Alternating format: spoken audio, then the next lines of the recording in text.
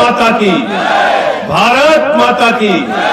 इंकलाब, इंकलाब, आम आदमी, आम आदमी। मंच पर आसीन इस क्षेत्र के लोकप्रिय प्रत्याशी अविनाश चंद्र त्रिपाठी जी,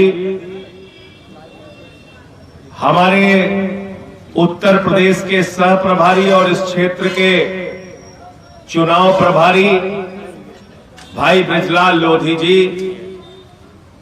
चुनाव के सह प्रभारी केपी त्रिपाठी जी, यहां पर मौजूद संतोषीलाल शुक्ला जी जो हमारे जिलाध्यक्ष हैं, रमन सिंह आजाद जी जो प्रदेश के सचिव हैं, विवेक जैन जी जो हमारे चित्रकूट के जिला प्रभारी हैं, श्री श्याम बाबू त्रिपाठी जी जो जिले के कोषाध्यक्ष हैं, और लवलेश पांडे जी वरिष्ठ कार्यकर्ता है आम आदमी पार्टी का।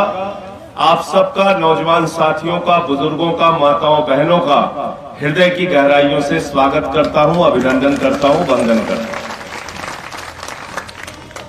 साथियों और दोस्तों, कहां से शुरू करें और कहां खत्म करें? वतन की जो हालत सुनाने लगेंगे तो पत्थर भी आंसू बहाने लगेंगे। वतन की जो हालत सुनाने लगेंगे तो पत्थर भी आंसू बहाने लगेंगे। अगर भीड़ में खो गई आदमियत तो उसे ढूंढने में जमाने लगेंगे। बहुत कष्ट और पीड़ा के साथ आपके सामने खड़ा हूं, बहुत तकलीफ के साथ आपके सामने खड़ा हूं। पिछले 5 साल में वो दौर देखा उत्तर प्रदेश के अंदर, हमने देखा कोरोना की महामारी में हमारे घर वालों की जान चली गई, नदी के घाट पर लाशें सड़ रही थी, चील कौवे कुत्ते नोच रहे थे। हमने देखा किसान की बदहाली, 3 काला कानून वापस कराने के लिए देश का अन्नदाता किसान सड़कों पर बैठा हुआ था। भारतीय जनता पार्टी के लोग किसानों को मवाली कहते थे, पाकिस्तानी कहते थे, खालिस्तानी कहते थे, उनके ऊपर आंसू गैस के गोले छोड़ते थे, लाठियों से पिटवाते थे, दुश्मन देश के नागरिक की तरह उनके साथ व्यवहार करते थे। मैंने कहा बीजेपी के लोगों, अरे ये अन्नदाता है, अन्नदाता, इनका दिया हुआ पूरा देश खाता है। प्रधानमंत्री से लेके विधायक तक सारे नेता, सारे लोग इनका दिया हुआ खाते हो। जानवर भी जिसका दिया हुआ खाता है उसके प्रति वफादारी निभाता है। भाजपाइयों, तुम जिनका दिया हुआ खाते हो उनको खालिस्तानी और देशद्रोही कहते हो। तुम जानवरों से भी ज्यादा गिरे हुए हो। हमारे देश के अन्नदाता को मवाली कहा गया, खालिस्तानी, पाकिस्तानी, देशद्रोही कहा गया। हमने बर्दाश्त किया। हमारे नौजवान इसी प्रयागराज में हॉस्टल से खींच खींच के मारे गए। क्या मांग रहे थे? रोजगार मांग रहे थे। कह रहे थे मोदी जी हमें नौकरी दे दो, योगी जी हमें नौकरी दे दो। लेकिन मोदी जी ने पहले कहा नौजवानों तुमको 2 करोड़ नौकरी देंगे हर साल। 2014 में कहा, 7 साल हो गया, 14 करोड़ नौकरी अगर मिल गई होती तो हिंदुस्तान में कोई नौजवान बेरोजगार नहीं रहता। गलत तो नहीं कह रहा हूं? गलत तो नहीं कह रहा हूं? क्या कहा था मोदी जी ने? 2014 में 2 करोड़ नौकरी हर साल देंगे। कहा था कि नहीं कहा था? लेकिन जब नौजवान सड़क पर नौकरी मांगने निकलता है तो उसको लाठियों से पीटा जाता है। हमारी शिक्षा मित्र सुहागिन महिलाएं, उन्होंने अपना सिर मुड़वा के आदित्यनाथ की सरकार के खिलाफ प्रदर्शन किया। और मैं पूछना चाहता हूं मोदी जी, पहले तो नौजवानों को कहा 2 करोड़ सरकारी नौकरी देंगे, फिर कहने लगे नौकरी नहीं है, पकोड़ा छान लो, यही नौकरी हो गई। नौजवानों ने कहा पकौड़ा योजना भी सफल नहीं हुई। अब मोदी जी की गोबर योजना आई है। गोबर योजना, गोबर योजना जानते हो क्या है? उत्तर प्रदेश के करोड़ों युवाओं का अपमान किया नरेंद्र मोदी जी ने। कहने लगे यूपी के नौजवान गोबर बेच के पैसा कमाएंगे, गोबर बेच के पैसा कमाएंगे। वाह रे मोदी जी, अमित शाह का लड़का जैसा दुबई के शेखों के साथ क्रिकेट टूर्नामेंट करा के करोड़ रुपए कमाएगा और यूपी का नौजवान गोबर बेच के पैसा कमाएगा। ये नीयत तुम्हारी खराब है। तुम लोगों की असलियत समझ में आ गई। यूपी के युवाओं की इतनी ही इज्जत है तुम्हारे निगाह में। यूपी के नौजवानों, यूपी के युवाओं, इस बार जब अपना वोट देने के लिए जाना तो पूछना कि अमित शाह का लड़का जैसा दुबई के शेखों के साथ करोड़ों कमाएगा और हम गोबर बेच के पैसा कमाएंगे। तुम्हारी ये सलाह मंजूर नहीं है। तुम्हारी गोबर योजना को हम नकार रहे हैं और तुम्हारी जमानतें जब्त करा रहे हैं। अगर तुम्हारे अंदर जरा भी स्वाभिमान बचा है नौजवानों, तो अपने वोट की ताकत से जवाब देना। यही इज्जत है बीजेपी की निगाह में। तुम्हारी गोबर बेचने वाला समझते हैं तुमको। यही इज्जत है नरेंद्र मोदी जी की, तुम्हारे निगाह में गोबर बेचने वाला समझते हैं तुमको। यही इज्जत है आदित्यनाथ जी की, तुम्हारे बारे में तुमको गोबर बेचने वाला समझते हैं। तुम अपने वोट की ताकत से बता देना कि तुम गोबर बेचने वाले नहीं, जमानत जब्त कराने वाले नौजवान हो।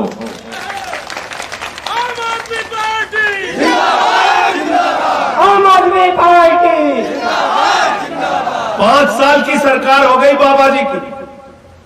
5 साल पूरे हो गए, बताने को तैयार नहीं। शिक्षा में क्या किया, स्वास्थ्य में क्या किया, बिजली में क्या किया, पानी में क्या किया, रोजगार में क्या किया, सड़कों में क्या किया, उद्योग में क्या किया। 5 साल बाद कह रहे हैं अगर कोई बोलेगा तो गर्मी निकाल देंगे। क्या कह रहे हैं बाबा जी? क्या कह रहे हैं? क्या कह रहे हैं? गर्मी निकाल देंगे। मैंने कहा बाबा जी, हमारे यहाँ बुंदेलखंड में, अवध में, मैं भी सुल्तानपुर का रहने वाला हूं। जब भूत के ऊपर सवार हो जात रहा तो ओझा लोग बुलावा जाते रहे, मार झाड़ू मार झाड़ू के भूत उतार देते रहे। उतारत रहें कि नहीं? उतारत रहें कि नहीं? बतावा। तो हम आप लोगों से कहना चाहते हैं, बीजेपी वालों के दिमाग पर जो सत्ता का भूत सवार है, झाड़ू मार मार के इनका भूत उतारने का काम करें। इनका एक विधायक मैं देख रहा था, कान पकड़ के उठक बैठक कर रहा है। देखे कि नहीं सब जगह? देखे वीडियो में। कान पकड़ के उठक बैठक करा होता है। बताइए, 5 साल तक जनता को उठक बैठक कराए, अब 5 साल के बाद कहता है उठक बैठक करते ही हमका वोट दे दे। राम के नाम पर दे दे बाबा, राम के नाम पर दे दे बाबा। ये बीजेपी के लोग जो कह रहे हैं, इनकी असलियत को मैंने बेनकाब किया था। शाम को 7:10 पर 2 करोड़ में प्रभु श्री राम के नाम पर जमीन खरीदी गई और 7:15 पे 18.5 करोड़ में बेच दी गई। 5 मिनट के अंदर 16.5 करोड़ का भ्रष्टाचार किया। 5 मिनट में प्रभु श्री राम की जमीन खरीदने के नाम पर बीजेपी के नेताओं ने कितना पैसा खाया? 16.5 करोड़। इसका मतलब 1 मिनट में 3 करोड़ 30 लाख रुपए। अरे आप दिन भर मजदूरी करते हैं, आपको 300 रुपए नहीं मिलता। ये भारतीय जनता पार्टी के लोग प्रभु श्री राम के नाम पर घोटाला करके 1 मिनट में 3 करोड़ 30 लाख रुपए कमा लेते हैं। इनके लिए मैंने 2 लाइनें बनाई है कि सीता मैया दुखी है भाजपा के काम से और सारा पैसा खा गए मेरे पति के नाम से।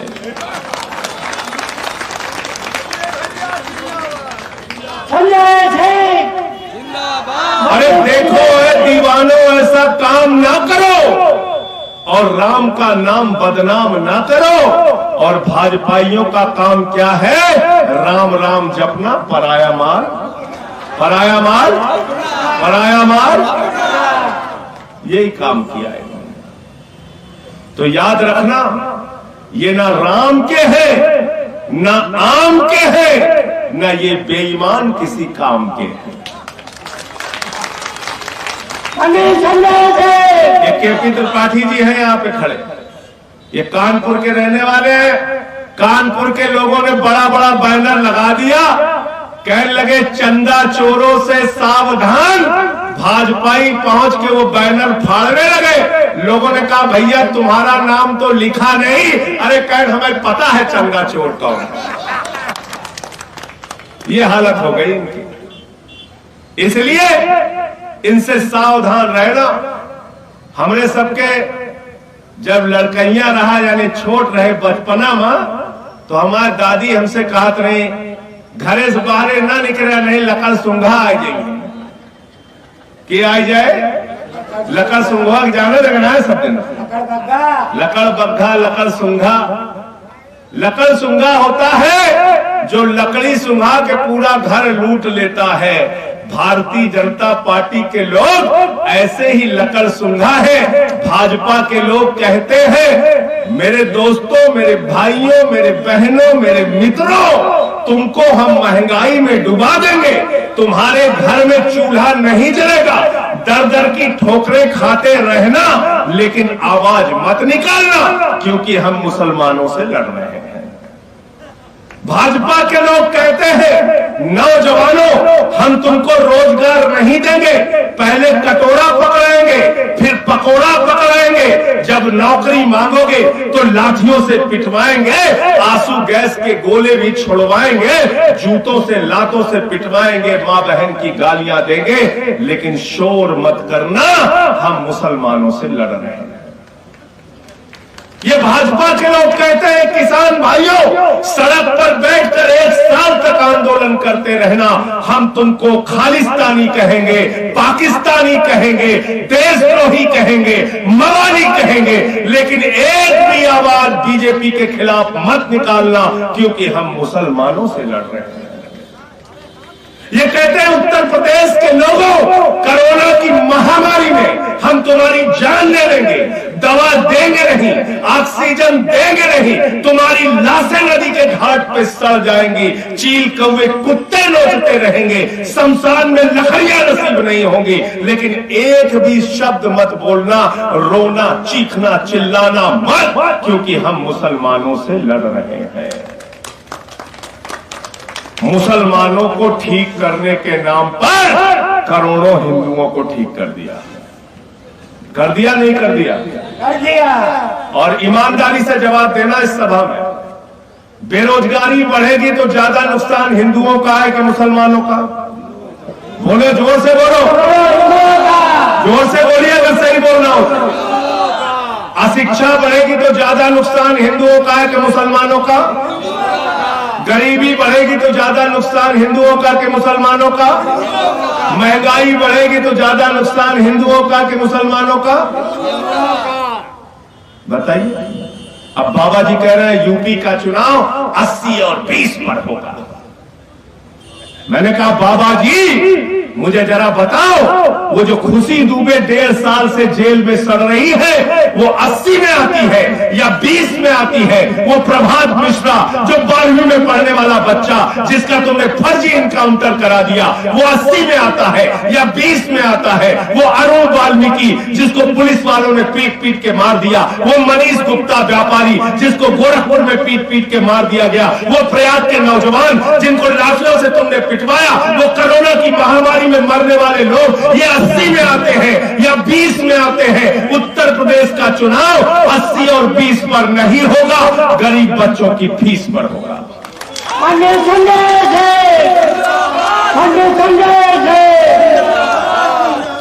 80% को तो बर्बाद कर दिया तुमने। 80-20 80-20। अभी मैंने देखा हमारे जो गृह मंत्री हैं अमित शाह जी, जिनको प्यार से लोग मोटा भाई भी कहते हैं, मोटा भाई ने एक सभा में कहा 12वीं पास करके जब नौजवान इंटर में जाएंगे तब उनको लैपटॉप मिल जाएगा।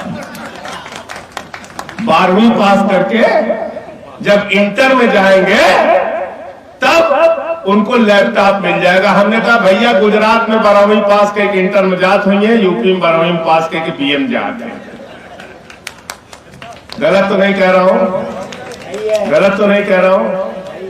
मोटा भाई ने क्या कहा, अमित शाह जी ने कहा उत्तर प्रदेश की कानून व्यवस्था इतनी अच्छी हो गई है कि रात में 16 साल की लड़की 12 बजे गहना लाद कर घूम सकती है। मैंने कहा अमित शाह जी हमारी बच्चियों को सलाह देना बंद कीजिए, मैं एक सलाह आपको दे रहा हूं, आप अपने शरीर पर खूब गहना लाद कर रात में 12 बजे अकेले यूपी की सड़कों पर निकल जाइए, आपके साथ क्या होगा आप खुद देख लीजिएगा। गलत तो नहीं कह रहा हूं, गलत तो नहीं कह रहा हूं। छोटी छोटी बच्चियों के साथ बलात्कार की घटनाएं हो गई। हाथरस के अंदर एक गरीब बेटी के साथ बलात्कार हुआ, गैंगरेप हुआ, रात में 2 बजे उसको जला दिया गया। ये बीजेपी के लोगों को समझा देना, इनकी भाषा सुनकर पता नहीं आपको गुस्सा आता है कि नहीं आता है, मेरा दिल फट जाता है। बीजेपी का एक विधायक है राघवेंद्र सिंह, अभी 2 दिन पहले उसने इतनी बड़ी गाली आप लोगों को दी है हिंदू भाइयों कि आप सुनोगे तो आपको रात में नींद नहीं आएगी। वो बीजेपी का विधायक कहता है, ये बीजेपी वाले कह रहे हैं अरे जो बीजेपी को वोट नहीं देगा वो जयचंद की औलाद है, जो बीजेपी को वोट नहीं देगा वो मुसलमान की औलाद है, जो बीजेपी की वोट नहीं देगा वो गद्दार है, जो बीजेपी को वोट नहीं देगा वो हराम, आगे में शब्द नहीं बोलते, ऐसे शब्द बोल रहे, ऐसे शब्द बोल रहे। आप भाजपा के गुलाम हो क्या? जरा जोर से बोलना।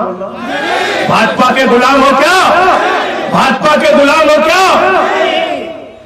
भाजपा ही कह रहे हैं अगर आप बीजेपी को वोट नहीं देंगे तो आप गद्दार हैं। वीडियो पड़ा है, सबको सुना देना। ये राघवेंद्र सिंह विधायक है उनका, बीजेपी का। अभी तक आदित्यनाथ जी ने इस पर माफी नहीं मांगी, मोदी जी ने इस पर माफी नहीं मांगी। मैं पूछना चाहता हूं और कहना चाहता हूं बीजेपी वालों से, यहां पर जितने लोग बैठे हैं इसमें ब्राह्मण भी है, क्षत्रिय भी है, अगड़ा भी है, पिछड़ा भी है, दलित भी है, सवर्ण भी है, और यहां पर बैठा हुआ कोई भी आदमी बीजेपी को वोट नहीं देगा। और हम सब लोग देशभक्त हैं, गद्दार नहीं है। भारत माता की जय। पंडित संजय थे जिंदाबाद जिंदाबाद। कह रहा है जो हिंदू वोट नहीं देगा वो गद्दार है। मैं आपसे पूछ रहा हूं यहां पे कितने हिंदू बैठे हैं, हाथ उठा के बताइए। सारे लोग हिंदू हैं। आप लोग बीजेपी को वोट देंगे कि नहीं देंगे? हाथ उठा के बताइए। ये सब हिंदू, ये सब कोई बीजेपी को वोट नहीं देगा। और मैं आदित्यनाथ जी से कह रहा हूं यहां पर बैठा हुआ जितना भी व्यक्ति है भारतीय जनता पार्टी के नेताओं को सामना कर दो, तुमसे 10 गुना ज्यादा देशभक्त हैं, देश के लिए जी सकते हैं, मर सकते हैं, अपनी जान दे सकते हैं। हमको गद्दार कहना बंद करो।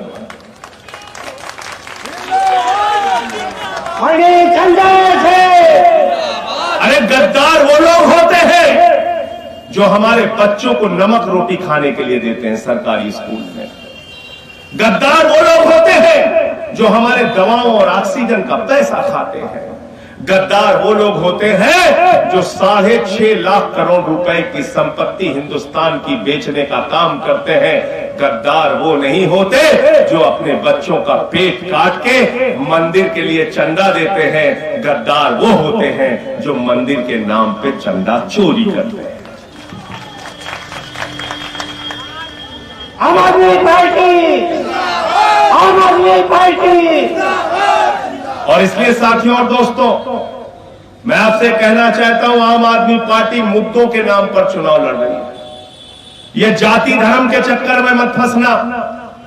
अविनाश चंद्र त्रिपाठी जी हमारे यहां से प्रत्याशी हैं, शिक्षित हैं, योग्य हैं, अधिकारी थे और आज ईमानदारी से आपकी सेवा करना चाहते हैं। इनके चुनाव निशान झाड़ू पर बटन दबाकर उत्तर प्रदेश में भी बता देना कि आम आदमी की पार्टी बदलाव की राजनीति के लिए आ गया है। अविनाश चंद्र त्रिपाठी जिंदाबाद, जिंदाबाद, जिंदाबाद, चंद्र त्रिपाठी जिंदाबाद, जिंदाबाद। और हमारी पार्टी ने ऐलान किया है कि आम आदमी पार्टी की सरकार बनी, या सरकार में हमारी हिस्सेदारी हुई बीजेपी को हटाकर, तो हम 5,000 रुपए प्रति माह नौजवानों को बेरोजगारी भत्ता देने का काम करेंगे। हमने ऐलान किया है माताओं बहनों को प्रति माह 1,000 रुपए देने का काम करेंगे। हमने ऐलान किया है 300 यूनिट बिजली फ्री देने का काम करेंगे। और हमने ऐलान किया है कि जितने भी बिजली के बिल के बकाया है, सारे बिजली के बिल के बकाया माफ किए जाएंगे। जिंदाबाद जिंदाबाद जिंदाबाद जिंदाबाद। जाके दिल्ली में केजरीवाल जी का स्कूल देख लेना, अस्पताल देख लेना, कितना काम दिल्ली में आम आदमी पार्टी की सरकार ने, केजरीवाल जी ने किया है कि आज पूरी दुनिया में उसकी चर्चा हो रही है। अमेरिका के राष्ट्रपति की पत्नी, ट्रंप की पत्नी जब हिंदुस्तान में आती है तो वो कहती है हमें केजरीवाल का स्कूल देखना है। पहले लोग कहते थे अमेरिका से सीखो, अमेरिका से सीखो, अमेरिका से सीखो। आज अमेरिका वाला कह रहा है केजरीवाल से सीखो, आम आदमी पार्टी से सीखो, टोपी वालों से सीखो। ऐसी सरकार हमने चला के दिखाया। इसलिए साथियों और दोस्तों, आपका एक वोट चाहिए आपके बच्चों के लिए, शिक्षा के लिए, स्वास्थ्य के लिए, बिजली और पानी के लिए। और अंत में 6 मिनट की एक कहानी सुना रहा हूं। जो लोग अपने मोबाइल से रिकॉर्ड करना चाहते हैं, मेरी ये कहानी रिकॉर्ड कर लीजिए और कम से कम 10-10 लोगों को ये कहानी जरूर सुना लीजिएगा। 6 मिनट की कहानी है, बहुत ध्यान से सुनिएगा। जरा सा भी मिस कर गया तो मामला खराब हो जाएगा। एक एक लाइन ध्यान से सुनिएगा। एक बार एक हंस और हंसनी हरिद्वार के इलाके से भटकते भटकते भटकते भटकते रेगिस्तान के इलाके में चले गए। रेगिस्तान का इलाका था, गर्मी का महीना था। हंस और हंसनी परेशान होने लगे। हंसनी ने अपने हंस से कहा, अरे हंस, ये किस इलाके में लेके चला आया? यहां न फूल है, न पौधे हैं, न पेड़ है, न झील है, न झरने, अरे न हरियाली है, न खुशहाली है। हंस ने कहा, प्रिय, हम लोग रास्ता भटक गए हैं, जैसे ही रास्ता मिलेगा हरिद्वार वापस चले जाएंगे। भटकते भटकते भटकते भटकते रेगिस्तान के अंदर शाम हो गई, रास्ता नहीं मिला वापस जाने का। उस रेगिस्तान में एक पेड़ लगा हुआ था, उस पेड़ पर एक उल्लू बैठा हुआ था। उस पेड़ के नीचे हंस और हंसनी जाकर बैठ गए। दोनों थके हुए थे। रात हुई तो फिर से एक बार हंसनी ने अपने हंस से कहा, अरे हंस, ये किस इलाके में लेके चला आया? ये कैसा बर्बाद इलाका है, ये कैसा तबाह इलाका है, ये कैसा रेगिस्तान का इलाका है, ये कहां लेकर आ गया? यहाँ न पेड़ है, न पौधे हैं, न झील है, न झरने हैं, न हरियाली है, न खुशहाली है। हंस ने फिर अपनी हंसनी से कहा, अरे प्रिय, रात बीत जाने दे, जैसे ही सुबह होगी हम लोग हरिद्वार चले जाएंगे। रात बीती, सुबह हुई, हंस और हंसनी हरिद्वार की तरफ चलने लगे। जैसे ही हरिद्वार की तरफ बढ़े, उस पेड़ के ऊपर जो उल्लू बैठा हुआ था, वो उल्लू नीचे आ गया। उसने हंसनी का हाथ पकड़ा। उसने कहा, अरे हंस, मेरी पत्नी को लेकर कहां जा रहा है? हंस ने कहा, मैं हंस हूं, ये हंसनी है, मैं इसका पति हूं, ये मेरी पत्नी है। अरे तू तो उल्लू है, ये तेरी पत्नी कैसे हो गई? उल्लू ने कहा, खामोश हो जा, ये इलाका हमारा है, यहाँ के भाजपाई हम ही हैं। भाजपाइयों का नाम सुन के डर गया। हंस कहने लगा, भाई ये मेरी पत्नी है। दोनों में झगड़ा बढ़ गया, बवाल हो गया। जब बवाल हो गया, पंचायत बुलाई गई, गांव के लोग इकट्ठा हो गए। सारे गांव के लोगों ने पूछा, मामला क्या? पंचों ने कहा, मामला क्या? पंचों को बोलते हुए हंस ने कहा, जी मैं हंस हूं, ये हंसनी है, मैं इसका पति हूं, ये मेरी पत्नी है। ये उल्लू देखिए, ये उल्लू कह रहा है हंसनी उसकी पत्नी है, फैसला आप ही कर दो पंचों। पंचों ने कहा, भाई मामला बहुत गंभीर है, इस पे थोड़ा विचार करना पड़ेगा, सोचना पड़ेगा। पंच लोग किनारे गए, उन्होंने आपस में चर्चा की, बातचीत की और पंचों ने कहा देखो भाई, बात तो हंस ठीक कह रहा है, हंसनी पत्नी तो हंस की ही है, लेकिन ये हंस और हंसनी तो अभी हरिद्वार चले जाएंगे, हम लोगों को तो रहना उल्लू के बीच में है, इसलिए फैसला उल्लू के हक में सुनाना है। समझ गए सब लोग? समझ गए तो पीछे तक ताली बजा दो, सबकी समझ में आ गया। पंच लोग वापस आए, पंचों ने कहा भाई फैसला हो गया। हंस ने कहा सरकार क्या फैसला हुआ? पंचों ने कहा फैसला यह हुआ कि हंसनी उल्लू की पत्नी है और हंस को गांव छोड़ने की इजाजत दी जाती है। हंस रोने लगा, चीखने लगा, चिल्लाने लगा, कैसे लोगों के बीच में आ गया, मेरी पत्नी मुझसे छीन ली, अरे ये उल्लू के पास मेरी पत्नी चली गई। रोकर, चीख कर, बिलख कर जब वो हंस आगे बढ़ने लगा, उल्लू फिर उसके पास पहुंचा, उसने हंस का हाथ पकड़ा, बोला मित्र हंस कहां जा रहे हो? हंस ने गुस्से में कहा अरे उल्लू, तूने मेरी पत्नी ले ली, अब मेरी जान लेगा क्या? उल्लू ने कहा न तुम्हारी पत्नी लूंगा न तुम्हारी जान लूंगा, लेकिन कल रात को जब तुम्हारी पत्नी तुमसे कह रही थी ये कैसा रेगिस्तान का इलाका है, ये कैसा बर्बाद इलाका है, ये कैसा तबाह इलाका है, तो मित्र हंस मैं तुम्हें बर्बाद बताना चाहता हूं। ये इलाका बर्बाद इसलिए है, ये इलाका तबाह इसलिए है, ये इलाका रेगिस्तान का इसलिए है कि यहां ऐसे पंच रहते हैं जो उल्लुओं के हक में अपना फैसला सुनाते हैं। भैया जिंदाबाद, जिंदाबाद, जिंदाबाद, भैया जिंदाबाद, जिंदाबाद, जिंदाबाद। 75 साल से इतने उल्लू हमने चुना, न हमारे स्कूल बनवाए, न अस्पताल बनवाए, न इलाज का इंतजाम किया, न फसल का दाम देते। इतने उल्लुओं को हमने चुना कि वो हमको मरने के लिए मजबूर छोड़ देते हैं। इसलिए उल्लू चुनना है कि हंस चुनना है? उल्लू चुनोगे कि हंस चुनोगे? उल्लुओं को चुनना बंद करो और साफ सुथरे सज्जन व्यक्ति अविनाश चंद्र त्रिपाठी को अपना वोट देने का काम कीजिए। झाड़ू पर बटन दबाइए और चित्रकूट से हमारे संतोषी लाल शुक्ला जी भी खड़े हैं, उनको भी अपना वोट और सपोर्ट दीजिए। बहुत बहुत शुक्रिया, बहुत बहुत धन्यवाद। इंकलाब, इंकलाब, इंकलाब।